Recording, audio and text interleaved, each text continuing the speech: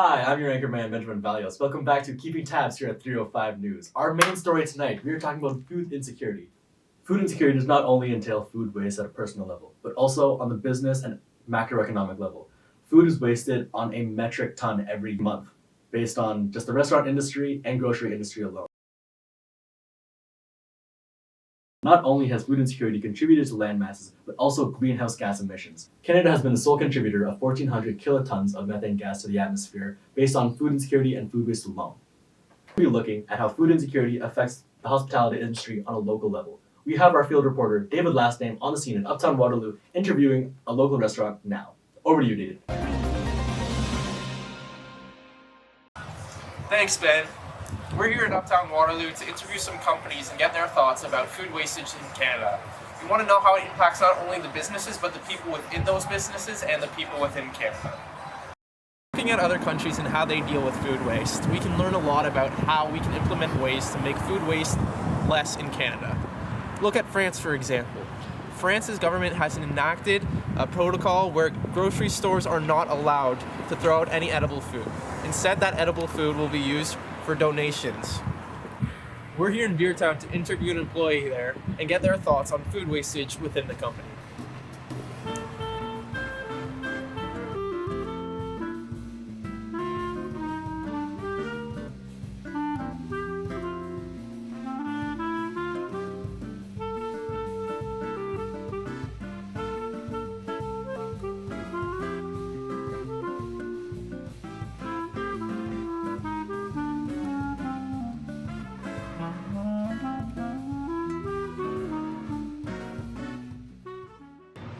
I'm here with Griffin, a Beertown employee here, to get his thoughts and insights about food wastage within Beertown. How are you, Griffin? I'm good. How are you, David? Great, thanks. Tell me a bit about yourself. Well, I've been at Beertown for a year and a half now. I started as a food busser and barback, and I'm now a supervisor and bartender. So I've kind of seen a lot of the ways and methods that Beertown has implemented to prevent food waste. It's great to hear. So you're very familiar with food within the company and also drinks as well? Yes, yeah, that's correct. So have you noticed how you, or Beertown as a whole, combat food wastage within the company? Yeah, for sure. So I was talking to actually our head chef, Danny, a couple days ago in preparation for this interview. And she gave some very good pointers that I thought I'd bring up here. So in terms of combating food waste, we have a few different ways. In terms of our more expensive food items like tuna and brisket, we have multiple menu items that help break down the use of the tuna and brisket so that none of it goes to waste, which is good for the profit of the restaurant as well as food waste. In terms of overall prep of our food, we do a lot of individual packaged for each meal. So that means like we weigh out certain amounts of each ingredient and so on. That way no food goes to waste.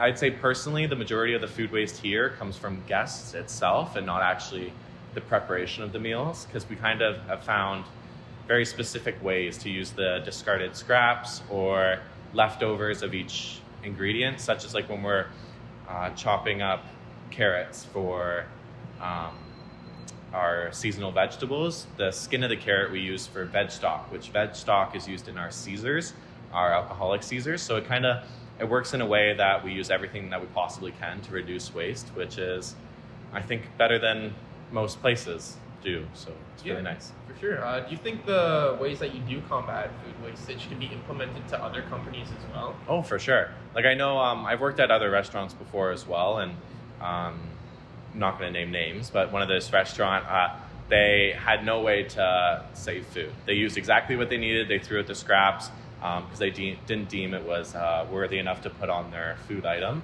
And it was a complete waste of food. And for the most part, the guests there didn't even eat everything as well. So it just really didn't help with the overall food waste problem. And they definitely could implement methods that we've implemented here to help combat that problem. Also, it's great to hear that Beertown has many ways that they are implementing ways to prevent food waste. But do you think there are further ways that not only Beertown, but other companies can improve upon that? Oh, for sure. Like one of the methods that I know some of the chefs were talking about would be a better way to compost our waste. Like especially here, like most of our food waste comes directly from the guests themselves. And we kind of just scrape the food into garbage and then the dishes go to a dish pit. And for the most part, that food waste could have been easily compostable and sent to farmers around Canada to help with their crops as well. Yeah, for sure. That would definitely improve the agricultural industry within Canada as well.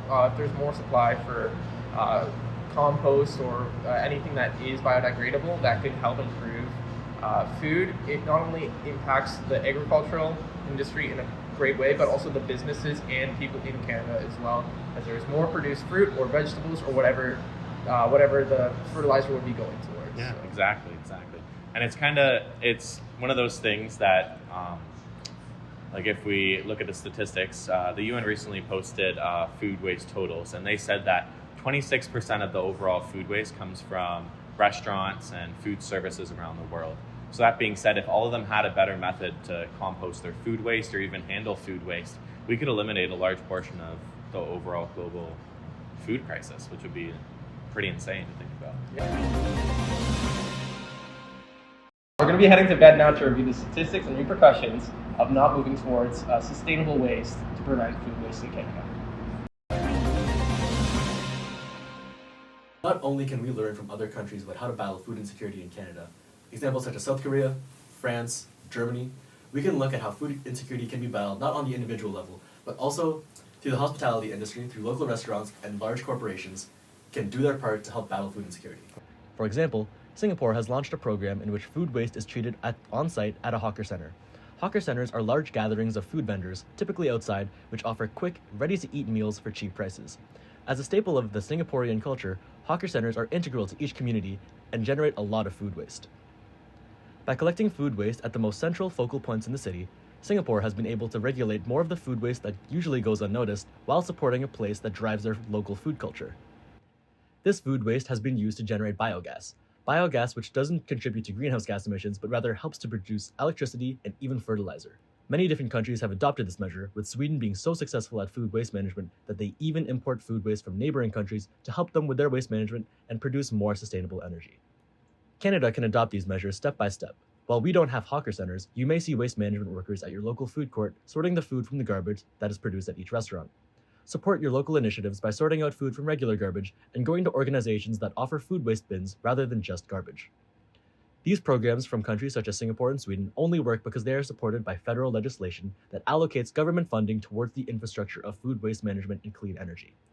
In order to ensure Canada gets to take these same steps, support local businesses that make efforts toward their food waste management and go against simply throwing your food straight into the garbage. That's all we have for tonight.